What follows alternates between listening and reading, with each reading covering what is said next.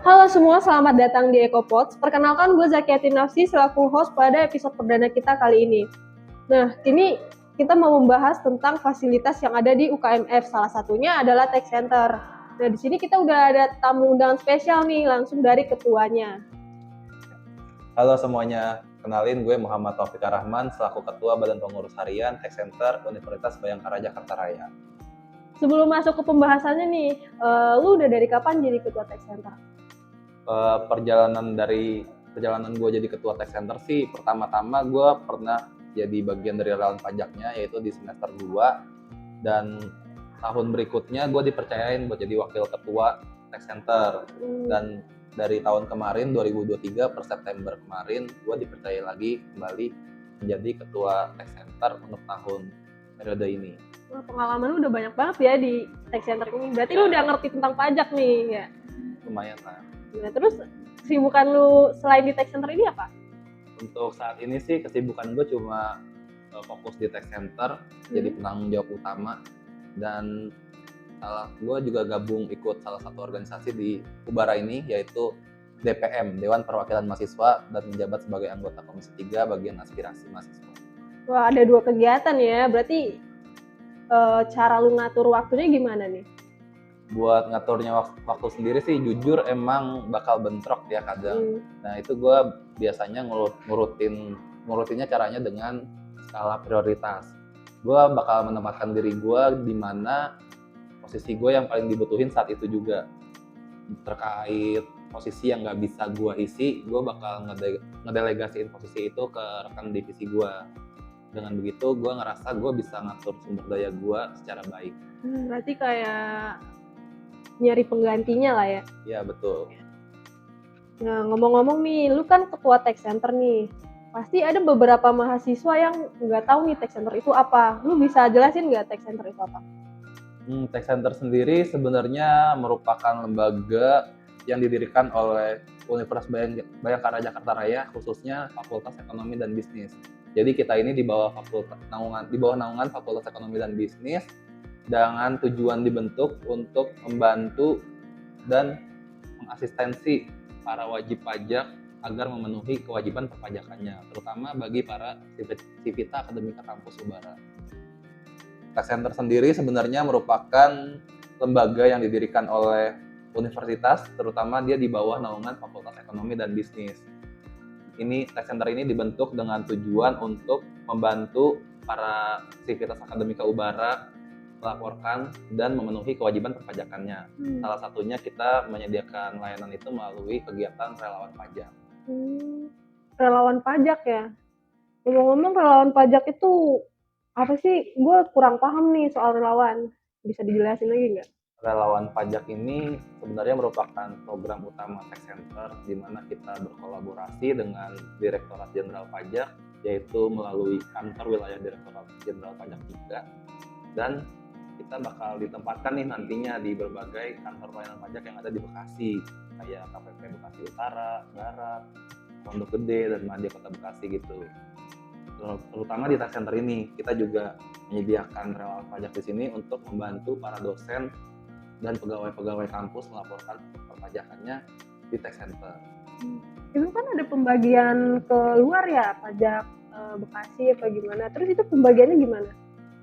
Pembagiannya itu langsung oleh kantor wilayah pajaknya kebetulan.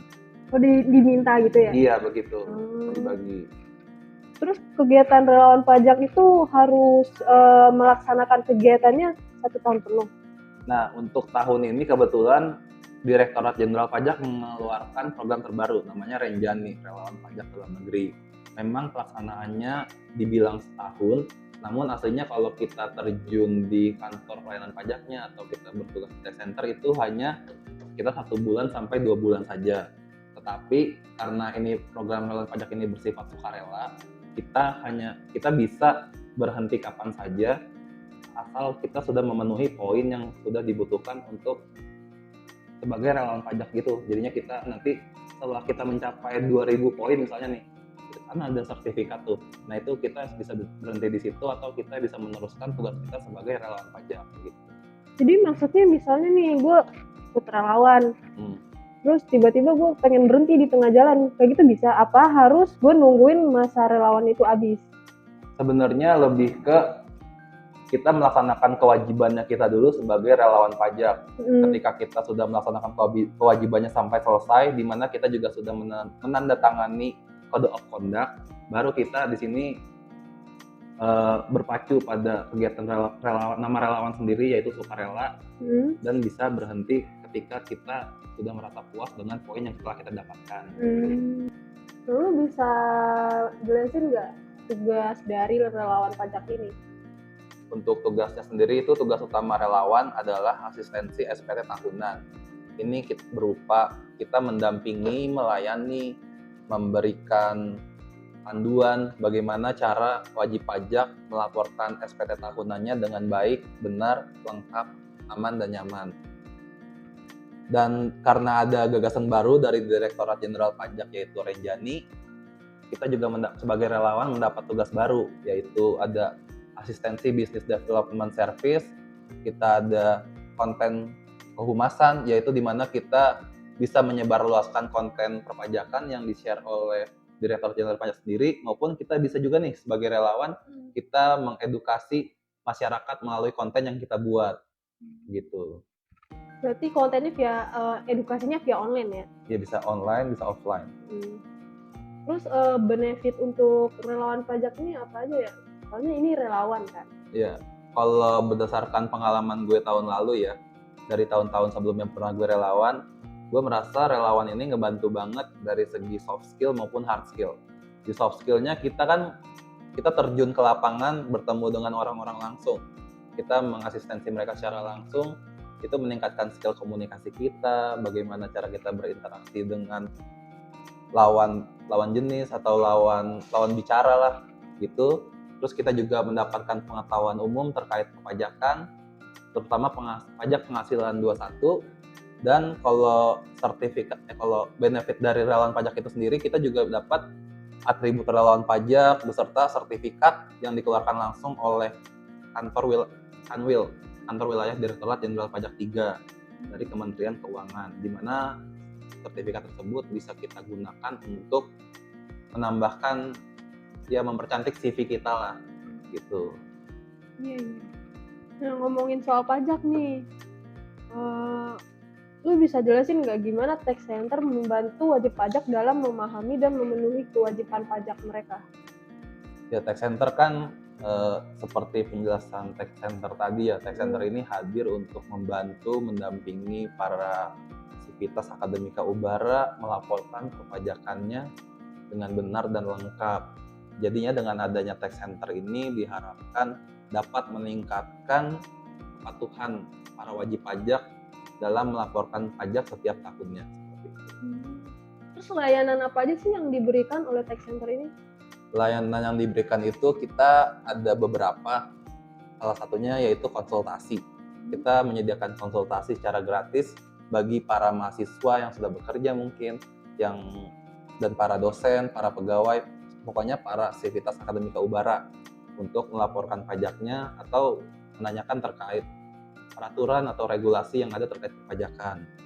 Kita juga menyediakan asistensi SPT tahunan, di mana kita mendampingi mereka dalam melaporkan pajaknya. Nah, terus gimana wajib pajak dapat mengakses informasi nih dari tax center? Kalau mengakses informasi dari tax center, mungkin cara yang paling mudah itu sebenarnya langsung datang ke tax center ini ya. Tax center ini kan bertempat di Gedung Tanoto, lantai 1, Universitas Bhayangkara. Atau kalian, teman-teman juga bisa mengakses informasi terkait tax center, terkait regulasi tentang perpajakan, agenda yang akan tax center lakukan di media sosial tax center di Instagram, yaitu @taxcenter.ubarajaya. Jadi kalau kalian mau minta informasi atau bantuan dari tax center, kalian bisa langsung ke Instagram atau datang langsung ke gedung tax centernya. Nah, terus nih, gimana tax center membantu wajib pajak mengoptimalkan pelaporan pajak mereka nih? Mungkin seperti yang sama kayak gue bilang tadi ya, tax center ini hadir untuk bagi para sivitas akademika Ubara untuk melaporkan pajak mereka, mengoptimalkan laporan pajak mereka, terutama dalam hal asistensi SPT tahunan, yaitu laporan pajak tahunan mereka, agar mereka dapat memenuhi dan menyelesaikan kewajiban perpajakan mereka di setiap tahunnya, seperti itu. Lu ada tips nggak tentang dokumen dan informasi yang perlu disiapkan sebelum mengajukan pelaporan pajak? Untuk melaporin pajak, kita sebenarnya cuma butuh 3 hal. Yang pertama NPWP atau NIK. NPWP ini sekarang bisa juga sama dengan NIK karena sudah ada program pemadanan NIK. Dan yang kedua, kita membutuhkan akun DJP online.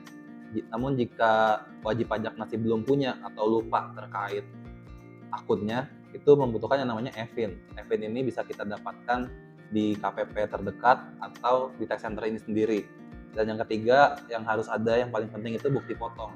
Bukti potong ini biasanya kita dapat dari perusahaan tempat kita bekerja dan akan dikeluarkan setiap tahunnya sebagai acuan kita untuk melaporkan pajak kita. Jadi yang wajib pajak itu orang yang udah bekerja ya? Iya, betul. Kalau mahasiswa kita kayak kita nih wajib ya pajak? Sebenarnya setelah adanya program pemadanan NIK NPWP, jatuhnya bayi juga pun baru lahir kan ada NIK. Jatuhnya secara umumnya mereka jatuhnya udah wajib pajak kan. Cuma wajib pajak ini kan butuh yang namanya bukti potong. Bukti potong ini jadi acuan kita saat kita ingin melaporkan pajak. Jadinya kayak kalau kita belum ada bukti potong, ya kita tidak melaporkan pajak pun tidak apa-apa. Itu namanya wajib pajak non efektif. Berarti semua orang ini sebenarnya wajib pajak. Betul. Ya? Nah, terus lu ada program kerjasama atau inisiatif yang dilakukan bersama dengan pihak berwenang nggak sih? Mungkin pihak berwenangnya maksudnya di sini itu kantor wilayah Direktorat Jenderal Pajak atau KPP gitu ya. Itu kita ada, seperti yang saya bilang juga, ada kita program relawan pajak ini kan program yang diinisiasi oleh Direktorat Jenderal Pajak. Nah, karena kita berada di wilayah lingkup Jawa Barat dan kebetulan Universitas Bhayangkara ini bagian dari kantor wilayah Direktorat Jenderal Pajak 3. Jadinya kita selalu berkolaborasi dengan mereka dan KPP-KPP yang ada di Bekasi, seperti KPP Pondok Gede, KPP Bekasi Utara, Bekasi Barat, Madya Kota Bekasi, begitu. Juga rencananya insya Allah kita bakal ngadain kuliah umum perpajakan, kolaborasi dengan mereka juga. Ya doain aja semoga lancar. Semoga terjalani ya. Nah lanjut nih, lu pernah dapet tantangan gitu nggak selama menghadapi wajib pajak dan gimana cara lu ngatasi tantangan tersebut? Tantangan, kalau tantangan paling umum sih ya di SPT tahunan, di asistensi SPT tahunan. Sebenarnya masyarakat dan para wajib pajak ini tahu terkait lapor pajak, tapi mereka masih awam bagaimana cara melaporkan pajaknya.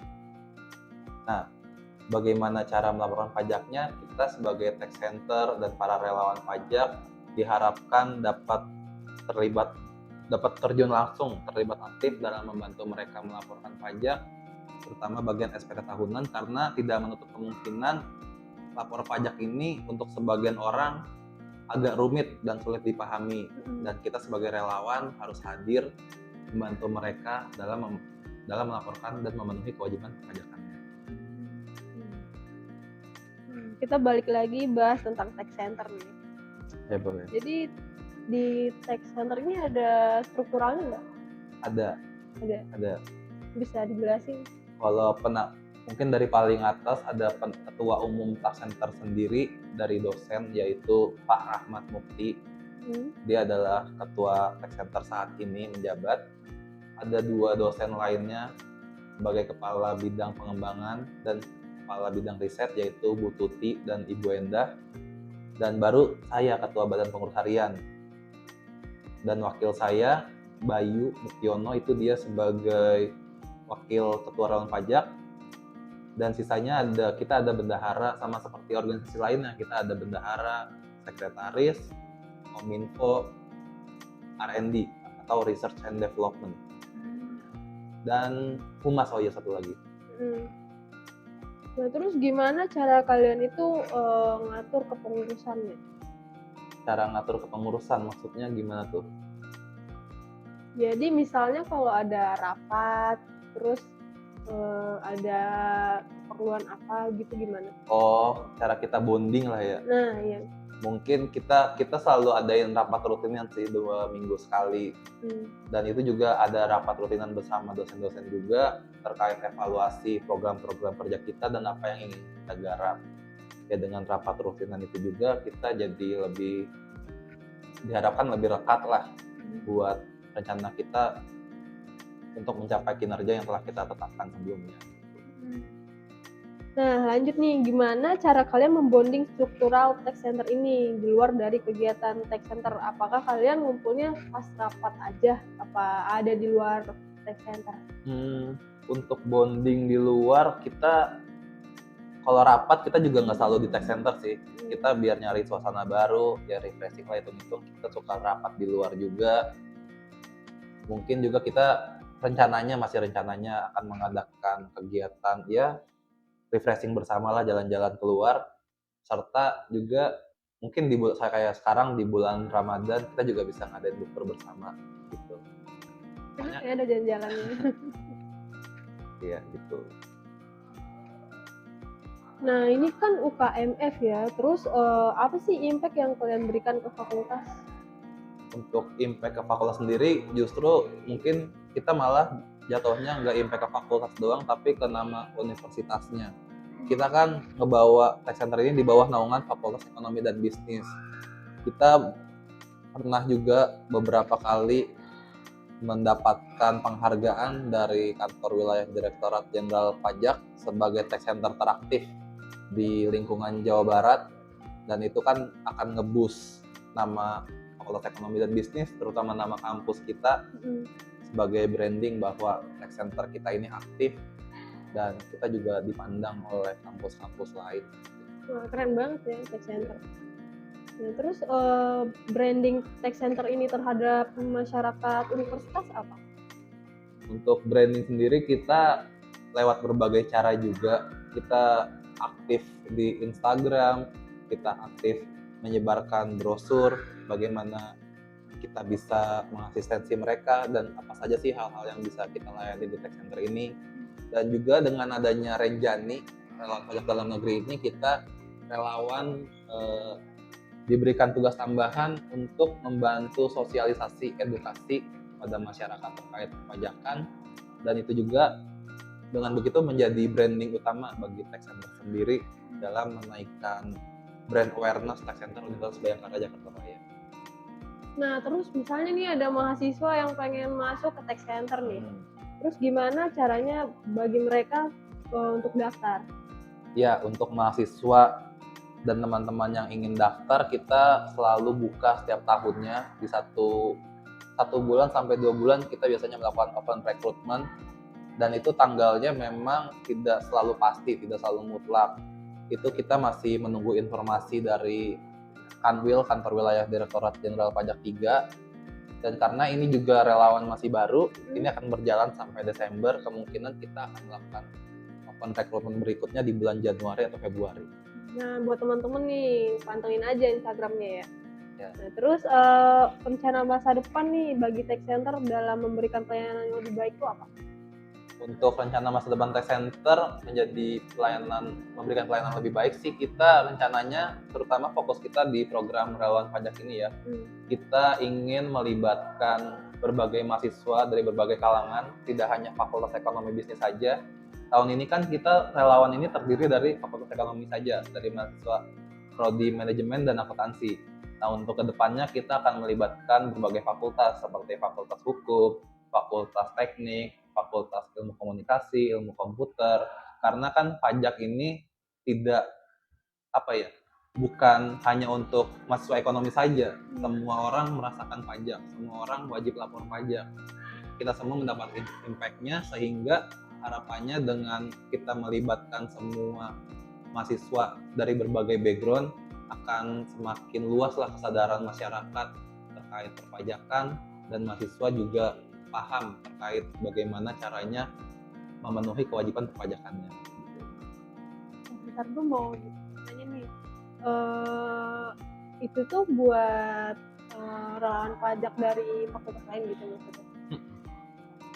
Oke, berarti nanti dari Fakultas Hukum atau manapun bisa daftar relawan pajak dong? Betul, bisa. Wah. Dan mungkin persaingannya, kemarin kan persaingannya hanya relawan pajaknya dari Fakultas Ekonomi saja. Karena kebetulan kita sebagai relawan pajak juga ada kuotanya sendiri. Karena nanti jika bakal berjalan, kita rencananya bakal buka semua fakultas bisa daftar relawan pajak, mungkin persaingannya akan menjadi lebih ketat. Gitu aja sih. Oke, berarti perencanaan masa depan Tech Center ini sangat terstruktur ya. Pasti kalau itu terjalani bakal jadi lebih baik sih. Oke, jadi kita bakal lanjut nih ke segmen berikutnya, yaitu FTMJ. Followers tanya, mari jawab. Nah, yang pertama dari Huwaiza Azhar nih. Selama jadi ketua Tech Center, apa sih yang udah lu dapet? Yang udah gue dapet selama jadi ketua Tech Center, mungkin lebih ke selama gue jadi bagian dari Tech Center ya, dari relawan pajak juga, terus jadi wakil ketua, sekarang jadi ketua. Nah, gue ngerasanya gue lebih berani, lebih bisa berkomunikasi lah dengan lawan bicara gue, dan juga gue ngerasa gue ini jadi lebih percaya diri, karena kan dengan kita jadi relawan pajak, kita berkomunikasi dengan orang secara langsung, melakukan asistensi, pendampingan, kan itu pasti ada kendala-kendala yang terjadi di situ kan.